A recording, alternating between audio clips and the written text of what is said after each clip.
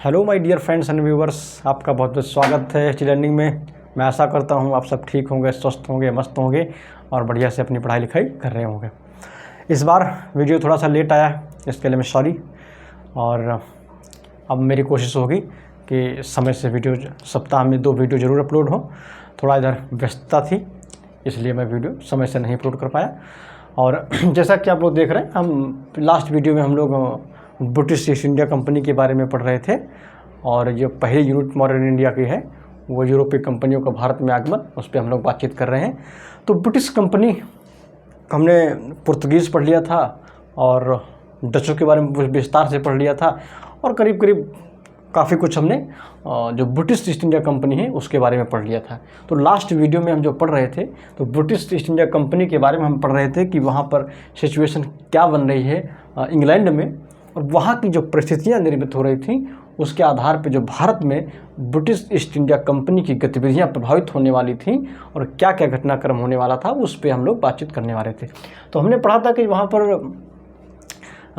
1604 में जब उदारवादी दल सत्ता में आता है, तो वहाँ पर एक जो है नई नई कंपनियों का निर्माण शुरू होता है, और इस बात की मांग उठती है कि जो ईस्ट इंडिया कंपनी का यूरोपीय देश पूर्वी देशों के साथ व्यापार पर जो एक अधिकार है उसको समाप्त किया जाए, और अन्य लोगों को भी पूर्वी देशों के साथ, भारत के साथ व्यापार की अनुमति प्रदान की जाए।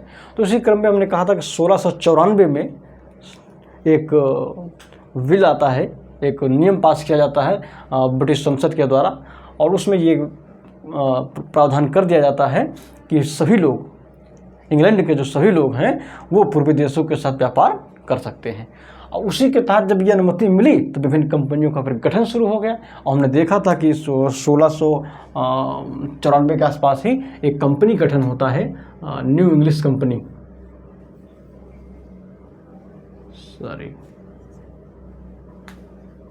New English company,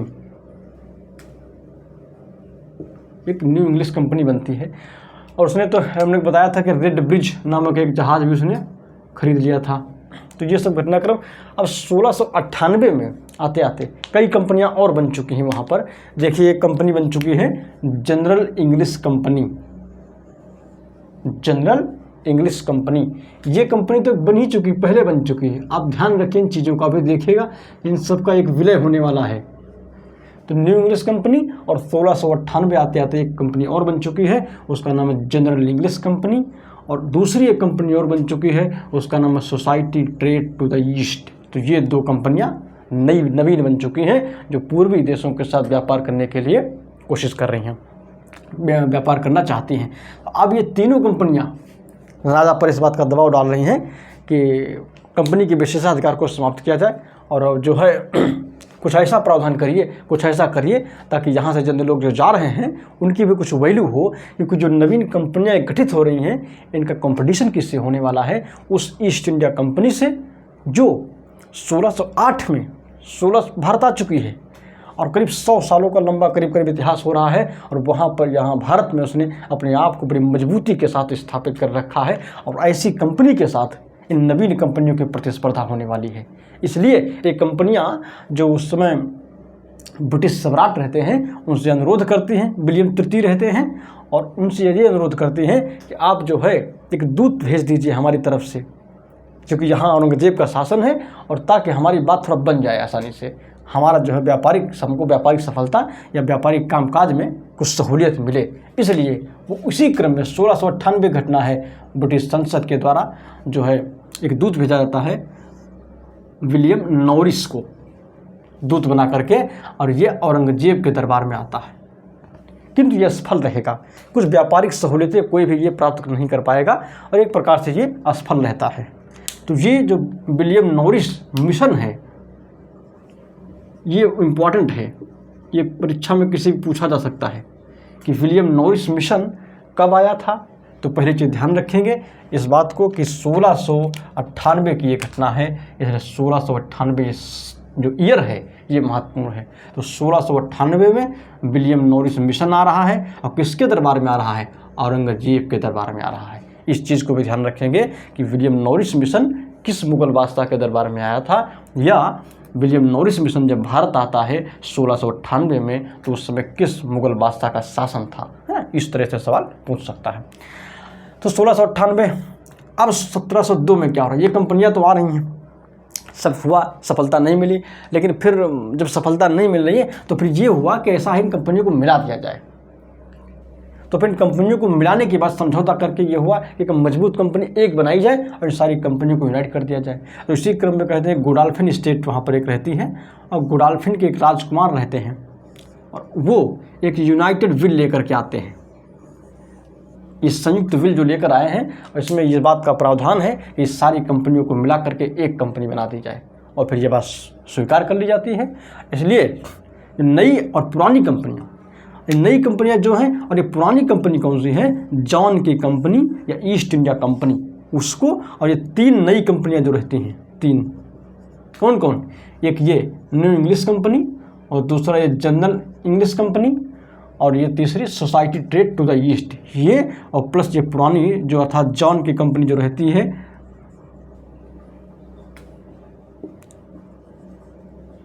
Johns company, इसको ये मिला करके एक नई कंपनी अर्थात एक सबको कंबाइन करके एक नवीन कंपनी गठन कर देते हैं और उसका नाम रहता है the united and company of merchants of London trading to the east. नई कंपनी बन रही है इन सारी कंपनी चारों को मिला करके, अब उसका नाम क्या है, the united and company of merchants of London trading to the east. और इसी को हम ब्रिटिश ईस्ट इंडिया कंपनी कहते हैं। तो इसका जो शॉर्ट नाम है ईस्ट इंडिया कंपनी, आगे चल करके हम देखेंगे ईस्ट इंडिया कंपनी, ये नाम तो पड़ेगा 1833 के एक्ट में, बहुत आगे बहुत बाद में चलकर पड़ेगा 1833 के एक्ट में आगे चल करके। इसी का जो शॉर्ट नाम, बहुत लंबा चौड़ा नाम था, इसलिए आगे चल करके इसको ईस्ट इंडिया कंपनी के नाम से जो है जाना जाएगा। तो ये ईस्ट इंडिया कंपनी है। कभी इसका ये नाम पूरा नाम पूछ दे तो ध्यान रखिए इस चीज़ का, the united and company of merchants of London trading to the east, ये ईस्ट इंडिया कंपनी का पूरा नाम है, इसको हम लोग ध्यान रखेंगे। तो 1708 तक हमने देखा नई और पुरानी कंपनियों को मिला करके एक नवीन कंपनी गठन की गई जिसका नाम the united and company of merchants of London trading to the east रहता है। अब 1709 में क्या हो रहा है देखिए, 1709 अब बादशाह बन चुके हैं यहाँ शाह आलम भारत में, और ये शाह आलम ही पहले सम्राट रहेंगे जो पहले मुगल सम्राट रहेंगे जो अंग्रेजों को संरक्षण स्वीकार करते हैं। तो ये भी एक महत्वपूर्ण सवाल है, उसको हम फिर वहाँ जब उत्तरवर्ती मुगल पीरियड देखेंगे उस सभी शासकों के बारे में तो वहाँ देखेंगे। लेकिन वही जो शाह आलम इस समय है, इस शाह आलम द्वितीय है, इसको ध्यान रखना है। तो ये इनका शासन है यहाँ पर, और शाह आलम क्या करते हैं, ये हुगली और सूरत, यहाँ पर जो टैक्स की दर थी, हमने कहा था कि वो पहले 2.5% थी, तो उन्होंने 3.5% कर दिया था। तो ये जो है 3.5% से घटा करके फिर 2.5% कर देते हैं। तो कभी ये सवाल अगर पूछा जाए कि किस मुगल बादशाह ने टैक्स को घटा करके ब्रिटिश ईस्ट इंडिया कंपनी पर हुगली और सूरत में लगने वाले टैक्स को घटा करके 2.5% कर दिया था, तो ये नाम हमेशा आप ध्यान रखेंगे, वो मुगल बादशाह शाह आलम द्वितीय रहते हैं। ठीक है, इसको ध्यान रखेंगे। अब 1715 में वेरी मोस्ट इम्पॉर्टेंट घटना घटने वाली है, परीक्षा के दृष्टिकोण से बहुत इम्पॉर्टेंट है। ये क्या हो रहा है, एक शिष्टमंडल आ रहा है। अब 1715 का जब शासन हो रहा है तब यहाँ पर फिर बादशाह बदल चुका है और फर्रुख खसियर आ चुका है। तो 1715 में क्या हो रहा है, एक शिष्टमंडल आ रहा है जिसमें जो जॉन सरमन की अध्यक्षता में आ रहा है, इसलिए उसे जॉन सरमन मिशन के नाम से भी जाना जाता है। तो ये जॉन सरमन मिशन जो आ रहा है, इसमें 4 लोग शामिल हैं, बहुत इम्पॉर्टेंट है ये। इन लोगों का नाम ही बहुत इम्पॉर्टेंट है। कभी इसमें से 3 डाल देगा और एक कोई दूसरा लिख देगा, किसी और जगह से ले लेगा और फिर कहेगा निम्न में से कौन सा एक जो व्यक्ति है या कौन सा एक सदस्य जॉन सरमन मिशन या एक जो 1715 में शिष्टमंडल आया था मुगल बादशाह फर्रुख खसियर के दरबार में, उसमें कौन सा शामिल नहीं था, फिर समस्या हो सकती है। इसलिए चारों के नाम याद रखने हैं, जॉन सरमन, डॉक्टर हैमिल्टन, ख्वाजा सेहुर्द और विलियम कहीं एडवर्ड विलियम स्टीफेंसन लिखा हुआ है, आप लोग उससे परेशान नहीं होना, विलियम स्टीफेंसन। तो ये 4 लोगों एक जो है शिष्टमंडल के रूप में आ रहे हैं, और उसका अध्यक्ष कौन है? जॉन शर्मन इसका अध्यक्ष है। ये भी मोस्ट इंपॉर्टेंट अपने आप में है। कभी पूछ देगा जो 1715 में मुगल दरबार में एक शिष्टमंडल आया था, एक जॉन शर्मन मिशन आया था, उसका अध्यक्ष कौन था? तो ये जॉन शर्मन इसका अध्यक्ष है। और ये डॉक्टर हैमिल्टन आ रहे हैं। और ये ख्वाजा सेहुर्द, ये ख्वाजा सेहुर्द कौन है? ये आर्मेनिया का एक व्यक्ति जो दुभाषिया है। अब दुभाषी की क्या ज़रूरत? अब मुग़ल बादशाह अंग्रेजी तो जानते नहीं हैं, तो उनसे बातचीत करने के लिए एक दुभाषी ऐसा चाहिए जो फारसी भी जानता हो और अंग्रेजी भी जानता हो, ताकि दोनों के मध्य में जो है बातचीत ठीक से हो सके। तो ये दुभाषी के रूप में आ रहा है ख्वाजा सेहुर्द। और विलियम एडवर्ड स्टीफनसन भी एक हैं। डॉक्टर हैमिल्टन ये क्यों आ रहे हैं? अंग्रेज बड़े बहुत चालाक थे, ये जानते थे कि आखिर मुग़ल बादशाह को किस चीज़ की ज़रूरत पड़ती है या किस चीज़ को उनको अभी तत्काल रिक्वायरमेंट है। उनको मालूम हुआ था कि फर्रुख खसीर एक बीमारी से परेशान है, तो कहा फिर डॉक्टर ले चलो अपने शिष्टमंडल में, आखिर देखेंगे डॉक्टर अगर उनको ठीक कर देगा, हम लोग ठीक कर पाए तो ठीक है, तो फिर कुछ सहूलियत ही मिले, खुश हो जाएगा वो। और के पहले जानते हो खुश होकर के बहुत सारी सहूलियतें यहाँ के राजा प्रदान कर दिया करते थे। इसके पहले हमने शाह शुजा के पीरियड में देखा था, उस समय भी डॉक्टर बाउंटन आए थे और उन्होंने उसकी बहन का इलाज किया था। तो ये मुग़ल बादशाह जो उसमें फर्रुख खसीर है, कहते हैं असाध्य बीमारी से पीड़ित था। बीमारी क्या थी इसके बारे में सूचना नहीं मिलती है, लेकिन ये फर्रुख खसीर जो है परेशान था, बीमारी से जूझ रहा था। इसका इलाज कर दिया जाता है, ये स्वस्थ हो जाता है। और फिर जब स्वस्थ होता है तो वही कहता खुश होकर के मांग लो, क्या मांगना है आपको। तो खुश होकर के इसने एक फरमान जारी किया है, जिसको 1717 का शाही फरमान के नाम से जानते हैं।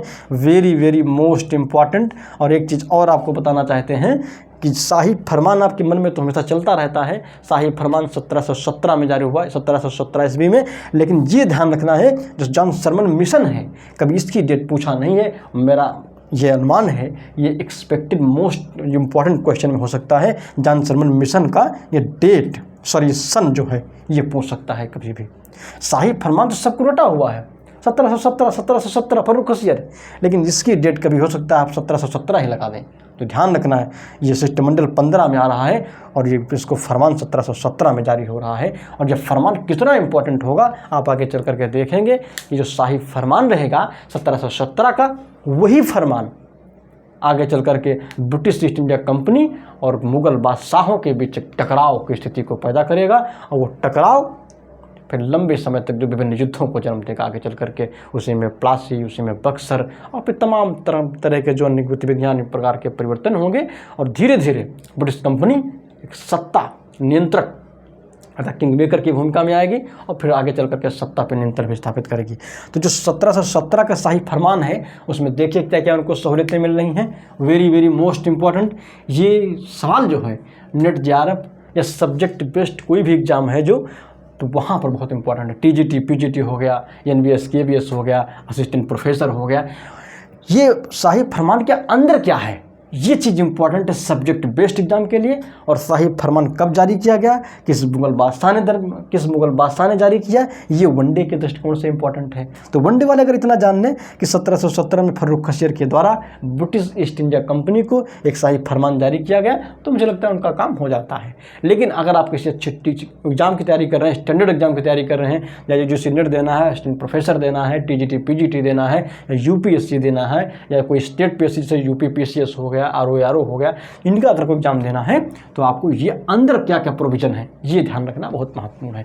तो 1717 के फरमान में क्या है, पहली चीज़ और वेरी वेरी मोस्ट इम्पॉर्टेंट, और इस दृष्टिकोण से भी इम्पॉर्टेंट है कि ये चीज़ कई जगह गलत लिखी हुई है, बहुत सारी बुक में गलत लिखी हुई है, मैं बताऊँगा अभी।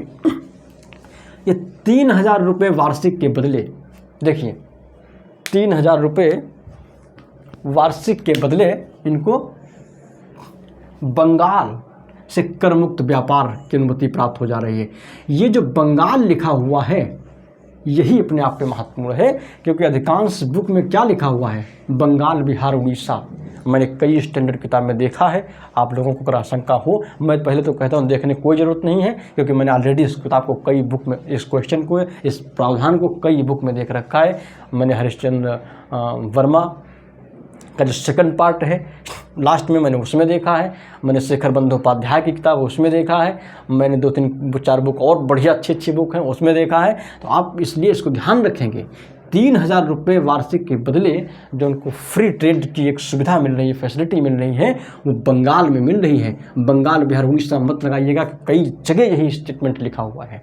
तो 3,000 रुपये एक बार में वो दे देंगे साल में, तो बंगाल से के सभी बंदरगाहों से सभी जो टैक्स उनको लगता है या जो अंदर चुंगियाँ लगती हैं उनसे वो मुक्त हो जाएंगे, पर फ्री होकर के व्यापार करें। लेकिन ध्यान रहे ये प्रावधान कैसे कंपनी और मुगल बादशाह के बीच समस्या क्रिएट कर रहा है। ये देखिए यहाँ पर ये स्थिति क्लियर नहीं हो रही है, जो व्यापारिक छूट है ये कंपनी के व्यापार को मिलेगी या जो निजी व्यापारी भी व्यापार कर रहे हैं, ब्रिटिश व्यापार कर रहे हैं, उनको भी मिलेगी। तो ये जो प्रावधान है इसकी व्याख्या कंपनी अपनी तरह से कर रही है और जो मुगल बादशाह है वो अपनी तरह से कर रहा है। ये एक टकराव की स्थिति क्रिएट कर रहा है धीरे धीरे। तो मुगल बादशाह कहता है कि नहीं, उनका कहना था ये सुविधा सिर्फ ब्रिटिश ईस्ट इंडिया कंपनी को के व्यापार के लिए दी गई है, लेकिन इसका उपयोग बहुत सारे अंग्रेज व्यापारी जो व्यक्तिगत रूप से व्यापार कर रहे हैं वो भी इसका प्रयोग करेंगे। तो ये हो गया। दूसरा क्या है, हमको और क्या सुविधा मिल रही है, कलकत्ता के नज़दीक 38 गांव अंग्रेज खरीद सकते हैं। यहाँ पर भी समस्या है। आप देखिए उसने कहा है, ये बहुत सारी बुक में ठीक से नहीं लिखा हुआ है, इसलिए आप इसको ठीक से पढ़िए। 38 गांव अंग्रेज खरीद सकते हैं, लेकिन यहाँ पर ये मेंशन है कि ये अंग्रेज गांव तभी खरीद सकते हैं जब वहाँ का दीवान उनको अनुमति दे, अर्थात दीवान से परमिशन लेनी होगी। लेकिन ब्रिटिश कंपनी क्या करे, ब्रिटिश कंपनी करे और मुगल बादशाह ने जो हमको कहा है खरीद सकते हैं वो बेच दे दीवान। कई जगह ये लिखा हुआ है कि मुगल बादशाह ने ये कहा कि कलकत्ता का जो दीवान है वो बेच दे 38 गांव। ये नहीं लिखा हुआ है, ये सही नहीं है। 38 गांव ने कहा अंग्रेज खरीद सकते हैं, किंतु उसके लिए पूर्वानुमति की ज़रूरत होगी जो वहाँ का दीवान है। तो ये भी एक प्रावधान टकराव दोनों के बीच में क्रिएट कर रहा है। फिर क्या एक प्रावधान है, 10,000 रुपये वार्षिक कर के बदले इस सूरत से फ्री ट्रेड कर सकते हैं। ये भी बहुत इंपॉर्टेंट है। 10,000 रुपये वार्षिक कर के बदले ये सूरत से मुक्त व्यापार की अनुमति इनको मिल गई है। अगला, बम्बई में जो कंपनी की टकसाल थी वहाँ पर जो सिक्के ढाले जाते थे उनको छूट दे दी गई है कि पूरे मुगल साम्राज्य में वो कहीं भी चलाए जा सकते हैं या वो प्रचलित हो सकते हैं।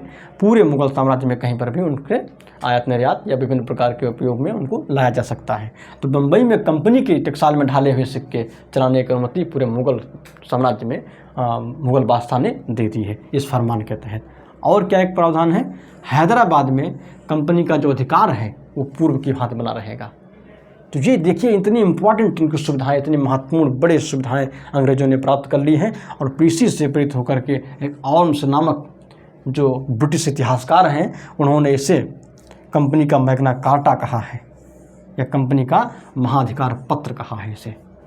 तो कभी ये इम्पोर्टेंट क्वेश्चन है कि किस इतिहासकार ने शाही फरमान को ब्रिटिश कंपनी का मैग्ना कार्टा कहा है या महाधिकार पत्र कहा है। तो इसको ध्यान रखेंगे हम लोग। ओल्म्स नामक एक इतिहासकार हैं, उन्होंने इसे मैग्ना कार्टा कहा है। तो ये जो ब्रिटिश ईस्ट इंडिया कंपनी का जो जितना महत्वपूर्ण सेक्शन था वो हम लोगों ने कवर कर लिया है एक एक करके। जहाँ पर डिटेल में आवश्यकता थी हमने डिटेल में डिस्कस किया है, जहाँ पर फैक्ट की आवश्यकता थी हमने फैक्ट, जहाँ पर ईयर और डेट की आवश्यकता थी हमने वहाँ उसको डिस्कस किया है। आप लोग इसको देखिए, कोई भी क्वेश्चन इससे बाहर नहीं जाएगा। अब छोटा सा एक सेक्शन है डेनिश कंपनी का, डेनमार्क की जो ईस्ट इंडिया कंपनी है। कुछ नहीं, बस बीच में थोड़ा सा आती इसलिए पढ़ना है इसको, यहाँ से कोई सवाल वाल कभी पूछा नहीं गया है, लेकिन थोड़ा सा याद रखें आप। जो डेनिश कंपनी है उसकी स्थापना 1616 में हो रही है। कभी हो सकता है वनडे में पूछ दे कि डेनिश जो ईस्ट इंडिया कंपनी थी उसकी स्थापना कब हुई, तो 1616 में। और इन्होंने जो पहली अपनी बस्ती स्थापित की भारत में, व्यापारिक कोठी स्थापित कर रहे हैं वो 1620 में। कहाँ पर, ये प्रथम फैक्ट्री है इनकी तमिलनाडु के तंजौर के निकट ट्रैंकुवार में स्थापित कर रहे हैं। ये थोड़ा इम्पोर्टेंट हो सकता है कि डेनिश कंपनी जो थी उसकी भारत में प्रथम व्यापारिक फैक्ट्री कहाँ स्थापित की गई थी, तो ट्रैंकुवार में। ये इम्पोर्टेंट सवाल हो सकता है कभी। फिर ये कभी अगर पूछे इनका मुख्यालय कहाँ था, इनकी राजधानी, भारत में थोड़ा बहुत जो भी कुछ व्यापार करते थे उनका कार्यालय कहाँ था इन्होंने बनाया, तो 1674 में इन्होंने श्रीरामपुर पश्चिम बंगाल में एक बस्ती स्थापित की थी और वही डेनिश कंपनी का मुख्यालय था। तो ध्यान रखेंगे, श्रीरामपुर बस्ती और ट्रैंकुवार ये दो इनकी बस्तियां हैं। और फिर 1845 कहीं कहीं ये सन 1745 लिखा हुआ है, इसलिए आप इस चीज़ को ध्यान रखेंगे। मैंने 2-3 जगह देखा है तो अलग अलग लिखा हुआ है। ये 1845 में फिर अंता जो है अपनी जो बस्तियाँ थीं वो अंग्रेज़ों को बेच करके यहाँ से हमेशा के लिए चले जाते हैं। और डेनिश का जो मूल झुकाव था वो चीन के व्यापार की तरफ था, इसलिए उनका भारत में कोई झुकाव नहीं था, भारतीय व्यापार पर उनकी कोई नज़र नहीं थी। तो बस इसको ध्यान रखें 2-3 चीज़ें। तो आज हमने ये चीज़ें डिस्कस की हैं और आप इसको पढ़िए, रिवाइज करिए, नोट डाउन करिए और बार बार देखिए, कोई भी सवाल इससे बाहर नहीं जाएगा। और नेक्स्ट वीडियो में हम लोग फ्रेंच ईस्ट इंडिया कंपनी के बारे में पढ़ेंगे, फ्रांसीसियों के बारे में पढ़ेंगे और फिर फ्रांसीसी और जो फ्रेंच और जो इंग्लैंड के बीच जो 3 युद्ध होते हैं उनको हम लोग पढ़ेंगे विस्तार से। वहाँ पर कई सारे इंपॉर्टेंट क्वेश्चन बनते हैं वहाँ से, और डुप्ले के बारे में विस्तार से पढ़ेंगे हम लोग। और फिर कौन से कारण रहेंगे जिनके बल पर जो ब्रिटिश ईस्ट इंडिया कंपनी रहेगी वो आखिर कैसे सर्वाइव करती, कैसे जो है अपने आप को यहाँ पर स्थापित कर पाती है बाकी सभी को हरा करके। तो तमाम जो यहाँ पर कॉन्सेप्ट और फैक्ट वो रहेंगे, उन सारी चीज़ों को एक एक करके हम लोग कवर करेंगे।